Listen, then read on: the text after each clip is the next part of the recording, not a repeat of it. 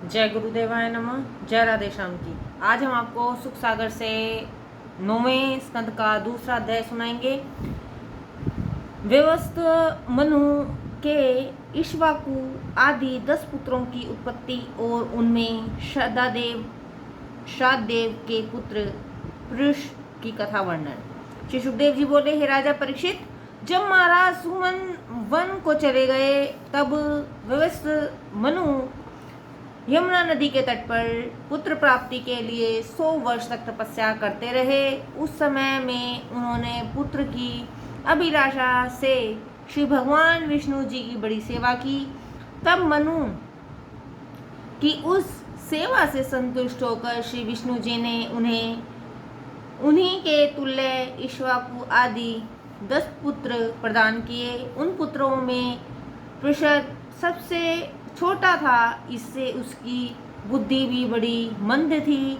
जब सब पुत्र विद्या पढ़ने वशिष्ठ जी के पास गए तो वशिष्ठ जी ने उसे मंद देखकर अपनी गौओं का रक्षक बना दिया। वह बड़ी सावधानी से गौओं को चराता था और तथा रात भर एक आसन से बैठकर उनकी रक्षा करता रहता। रक्षा का कारण यह था कि ऋषि वन में तो रहते ही थे और वन में सिंह, व्याघ्र आदि सभी पशु का, हिंसक जीवों का वास था।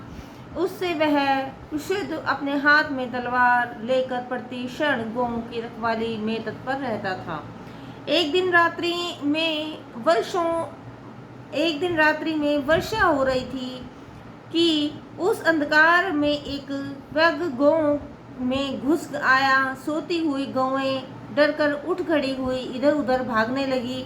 साथ ही उस बलि व्याघ्र ने एक गौ को पकड़ लिया।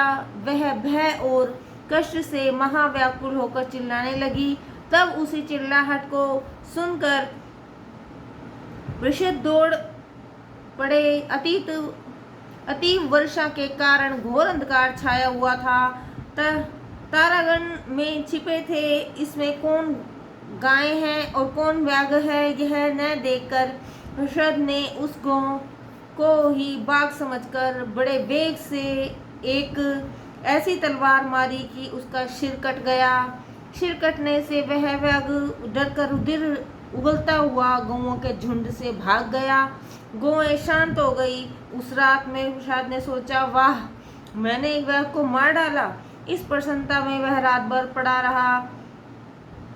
परंतु जब वह पांव फटकर प्रातः का बोल आया तो वह गौ को मरी देखकर वह बड़ा ही दुखी हुआ। तब गौ की हत्या को देखकर वशिष्ठ जी ने पृषद को शाप दे दिया कि तू इस प्रकार से गौ हत्या करके क्षत्रियों में नहीं रह सकता और शूद्र को जा। वशिष्ठ जी ने के शाप से पृषद ने बड़ा दुख हुआ, किंतु गुरु के शाप को भी उसने वर समझ और शीघ्र ही वह वहां से प्रस्थान कर अपने इंद्रियों को वश में कर भगवान श्री हरि का भजन करने लगा। भगवान के भजन से धीरे धीरे वह बड़ा ही पवित्र और निर्द्वंद हो गया। उसने बड़ी दृढ़ता से संसार के मोह को तृण के समान त्याग दिया और सब सुख और दुख को समान समझकर भगवान के प्रेम में निमग्न हो निर्भाव से पृथ्वी पर विचरने लगा। कुछ दिन पश्चात उसने प्रजाओं की बस्तियों में जाना त्याग दिया और सदैव सघन वन में ही रहकर केवल फल फूल और वायु के ही सहारे पर अपने शरीर का निर्वाह करने लगा। कुछ दिन पश्चात उस वन में एक भयंकर अग्नि लग गई कि जिसमें जलकर वह शायद मर गया। तब उसका सबसे छोटा भाई जो कवि नामक था, वह जब 12 वर्ष का हुआ तो संसार में विकृत होकर सब राजपाट और भाइयों को छोड़कर वन में तप करने चला गया।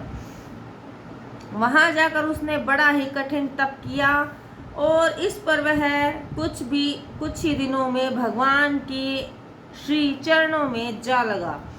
तब इन विवस्व मनु का कुरुशक नामक जो पुत्र था, उससे कुरुष नामक क्षत्रिय जाति की उत्पत्ति हुई और वे सब उत्तरापथ के राजा हुए, जो बड़े ही ब्राह्मण भक्त और धर्म से प्रेम करने वाले थे।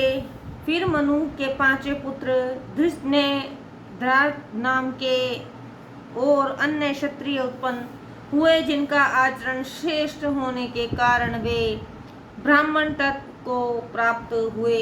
हे परीक्षित, मनु का दूसरा पुत्र निग्र था। यह बड़ा प्रतापी और अपने वंशजों को बढ़ाने वाला हुआ। उसके सुमति नामक पुत्र हुआ। सुमति ने के भूत ज्योति और भूत ज्योति के वसु के प्रतीक और प्रतीक के अधोवान नामक पुत्र उत्पन्न हुआ। इसके एक कन्या भी थी जिसका नाम अधोवती हुआ। इसका विवाह सुदर्शन के साथ हुआ। मनु के सातवें पुत्र का नाम निष्यंत था। इससे चित्रसेन और चित्रसेन से दक्ष से मिढ़ान से कुश से इंद्रसेन, इंद्रसेन से वित्रिहोत्र, उससे सत्यशवा से उसशवा से देवदत्त और देवदत्त से अग्निवेश्य नामक पुत्र हुआ कि जो साक्षात अग्नि का ही अवतार था। अग्निवेश्य के कर्म बड़े ही दिव्य थे। इससे इनका समसत्त वंश ब्राह्मण हो गया। मनु के चौथे पुत्र दिष्ट थे। इनके पुत्र नाभाग हुए। ये अपने कर्म से वैश्य हो गए। इनके पुत्र का नाम बलमंद पड़ा।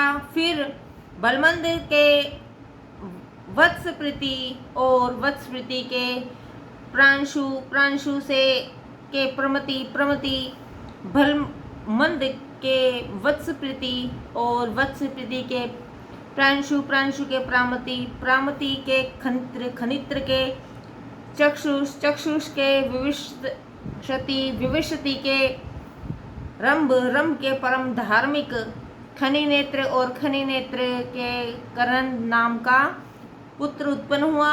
यही राजा बनाया गया। फिर उसके अवदिति नाम का पुत्र हुआ। उसका पुत्र मरुत हुआ कि जो बड़ा ही प्रतापी और चक्रवर्ती सम्राट बनाया गया था।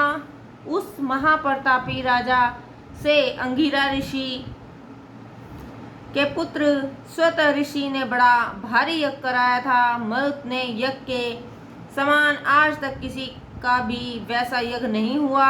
उसमें सब सामग्री सोने की थी। जो कुछ था वह सब उत्तम था। मरुत के यज्ञ में इंद्र सोम पीकर और ब्राह्मण दक्षिणा पाकर अत्यंत ही तृप्त हो गए थे। इसमें मरुत नामक 49 देवता सबको भोजन परोसने वाले थे और वसु नाम के 8 देवता की यज्ञिक सभासद थे। पश्चात उन मरुत के दम के राज्यवर्धन के श्रुति के नर के केवल के बंधुमान के वेगवान के बंधु के तृणाविंदु नामक पुत्र उत्पन्न हुआ। तृणाविंदु बड़ा ही गुणयज्ञ और बड़ा वीर था। यही राजा हुआ। पश्चात उसके गुणों पर मोहित होकर भूषा नामक एक श्रेष्ठ अप्सरा ने उसे अपना पति बनाया। उससे तृणाविंदु ने 3 पुत्र और इंडवीड़ा नामक एक कन्या उत्पन्न की।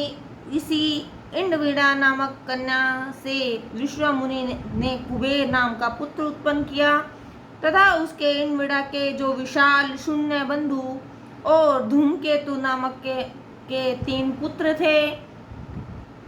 इनमें 2 का तो नहीं किंतु सबसे बड़ा विशाल का वंश चला। विशाल ने अपने नाम पर ही एक नगर बसाया जिसका नाम विशालपुरी रखा। उस विशाल के हेमचंद्र के धुमाक्ष उसके संयम उसके कृष्णाद और देवज तथा देवज के 2 पुत्र उत्पन्न हुए। इनमें कृषांश के सोमदत्त नाम के जो पुत्र हुआ वह बड़ा ही धार्मिक और यज्ञों द्वारा विष्णु भगवान का बड़ा ही पूजन करने वाला था। इससे परम ज्ञान प्राप्त कर उत्तम गति को लाभ किया। जय गुरुदेवाय नमः। जय राधे श्याम।